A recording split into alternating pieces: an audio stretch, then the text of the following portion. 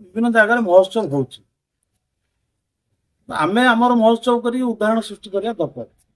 से महोत्सव कौन है आम से नमुंड खेल आम नियाली महोत्सव कौन हम आम से विशेष कर ध्यान देवार आवश्यक अच्छे से दल मत निर्विशेष करवा ये सहज कथा केबे भी नुह किंतु आमर ये संभव संभव हो आगू संभव हेब गत वर्ष भी जो भाया कर स्वागत योग्य तेणु आम करवा मिलमिशि जमी आर वर्ष करते आपण हम कि असुविधा ना किंतु आम जो पवित्र पीठरे बसीचे आज आम अंचल ना अच्छी ये समस्त सत कहते ये मिछ कहले पाप भोग ये जब भी प्रस्तुति बैठक हम टे छाती चौड़ा करके दिल खोलिकी समस्त मतटा दबार आवश्यक अच्छे मन भितर किसी न रखिकी कहीं कहते नियम कले जब भूल करता दंड भोगवाटा निश्चित तेणु मुझे आज गोटे आपण मान सत्य कथा कहवाक जाऊँ से सत्य कथाटी हूँ जदि आम नियाली महोत्सव को बंचेकी रखा सबुदिन ताले मु आज गोटे प्रस्ताव देवी यदि आपण मान सहमत हम मु भावुची भल से प्रस्तावटी है जेहेतु मु गोटे राजनैतिक दल प्रतिनिधित्व करुच्ची कि आगामी दिन में नियाली रे आउ किए प्रतिनिधित्व करिवो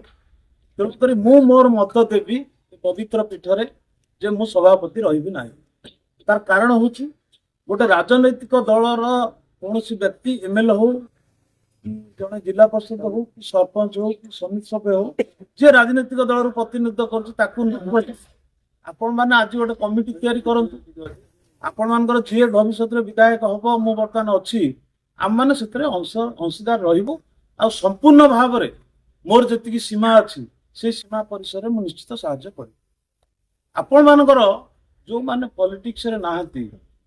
जमती उदाहरण केतरा लोक मुझे जानी दल अच्छा अन्य वरिष्ठ लोक अच्छा से आप सभापति दायित्व दिंतु बाइल हम बाइल कौन ट्रस्ट हो कौन क्लब हो कौन भी अनुष्ठान हो बाइल तैयारी हुए बाइल परिवर्तन हुए बाइलर कौन निर्दिष्ट गोटे आकार न थाए बाइल भी आड हुए तेणु मो विधायक पीरियड रे मो सभापतित्व नवाई चाहूनी तेणु आपण मैंने मु भावुची नॉन पॉलिटिक्स जार भविष्य पॉलिटिक्स कर माने गोटे सभापति बाछंतु जदि से पॉलिटिक्स कला सभापति बाइल रखिक रखदे ता द्वारा कौन हम आमर एठी जो राजनैतिक दल अच्छी समस्त समस्त संपर्क भल हम आ समस्त काम करा जमी सांबादिक बंधु मैंने आथरक बहु परिश्रम करते एथर भी सेमती परिश्रम करंतु समस्त मिलमिशि कर मोर जी साहाय्य दरकार कोट क्या निमंत्रण करने दरकार मत कहे मुझे निश्चित आपण मान सागर जी निमंत्रण करी आमर आम हिसाब से करवा आमर देखु अन्य कौन निर्वाचन मंडली यही मठ मंदिर नाही आमर जमी डाकिले हो शोभेश्वर अच्छा जगन्नाथ मामू घर किंवदंती जमी अच्छी जे कह मामू घर सेमती तिलोचनेश्वर अच्छा ये प्राची नदी अच्छी ओडिशार गोटे नदी प्राची नदी जहाँ शिव पुराण में लिखाई प्राची नदी पुराण तैयारी कौन नदी पुराण केवे तैयारी ना तेणु ये जगार आम अच्छे ये जो पवित्र जगार अच्छी तेणु जो प्राची नदी कूल जयदेव निजे रचना गीत गोविंद को रचना करते जो प्राची नदी रे ब्राह्मण माने देउली मठरे रही राति सकाଳେ स्नान कर मंगला पाखे अधिया पड़ी दारु ब्रह्म अन्वेषण जाती ये पवित्र नदी कूल आम ये जो महोत्सव करुचे मुझे भावुँ ओडार कौन जगार एमती पवित्र जगह नथिबो कि उत्सव हो नथिबो मुझे प्रस्ताव देली ये महोत्सव नियाली महोत्सवटा राजनैतिक बहुत ऊर्धर कौन राजनीतिक व्यक्ति आज सभापति न रही मोर अनुरोध थिला जहाँ बापी भाई कहते प्रस्ताव दवा कथा ये भाषण नुह राजनीतिक मंच नुह यहाँ मो प्रस्ताव मो आड़ मुझे जदि मो कथा भल ना लगी पारे न पारे निजस्व मत दबार अधिकार मोर मत टी मुझे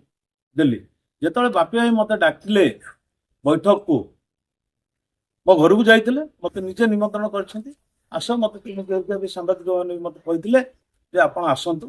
ଯେ ସମସ୍ତ ଯୋଉ ମତେ ନିମନ୍ତ୍ରଣ କରିଥିବାରୁ ଆଉ ଥରେ ପ୍ରଭୁ ସର୍ବେଶ୍ୱରଙ୍କ ପାଖରେ ଆପଣମାନଙ୍କୁ ସମସ୍ତଙ୍କୁ ମୁଁ ଧନ୍ୟବାଦ ଏବଂ ଶୁଭେଚ୍ଛା ଜଣାଉଛି। ନିମନ୍ତ୍ରଣ କରିଥିଲେ ଏବଂ ମୁଁ ମଧ୍ୟ ବାପି ଭାଇ ପଚାରିଲି କାହାକୁ ଡାକିଥିଲି। ବାପି ଭାଇ ଯେତେବେଳେ ସମସ୍ତଙ୍କ ନାଁ କହିଲେ ମୁଁ ବହୁତ ଖୁସି ହେଲି। ଯାହା ହଉ ଆମର ବରିଷ୍ଠ ନେତୃତ୍ୱ 95 ଡକା ହେଇଛି, ରବାଙ୍କୁ ଡକା ହେଇଛି, ପ୍ରମୋଦଙ୍କୁ ଡକା ହେଇଛି, ମତେ ଡକା ହେଲା, ସମସ୍ତଙ୍କୁ ଡକା ହେଲା। ଏଇଟା ବଢିଆ ଜିନିଷ ହେଲା, ସମସ୍ତଙ୍କୁ ଡାକୁଛେ, ସମସ୍ତଙ୍କୁ ସେ ଆଲୋଚନା ଦେବେ। କୌଣସି କେବେ ବି ଭବିଷ୍ୟତରେ କି ଆଜି ସବୁବେଳେ ତ ମୁଁ ନିବେଦନ କରିବି କୌଣସି ଅତୀତର କଥାକୁ ନିଜ ଜୀବନରେ ନିଜ ଲାଇଫରେ ଯାହା ଅତୀତ ଘଟି ଯାଇଛି ସିଏ କେବେ ଫେରିବନି। ଭବିଷ୍ୟତରେ କଣ ହବ ଆମେ ଜାଣିନେ, ମୁଁ ଏଇଠୁ ଯାଇକି ହୁଏତ ଘରେ ନ ପହଞ୍ଚି ପାରେ, ସେଇଟା ମୁଁ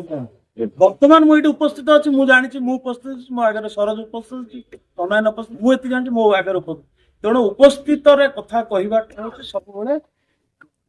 ସବୁବେଳେ ପ୍ରାର୍ଥୀ, ସବୁବେଳେ କହିବା ଦରକାର ଉପସ୍ଥିତ ରହିକି ଆମେ କହିଛେ। ତେଣୁ ଆଜି ଏଠି ଉପସ୍ଥିତ ଅଛେ, ଆଉ ଅଧଘଣ୍ଟା ଲେଟ୍ ହେଇଯିବ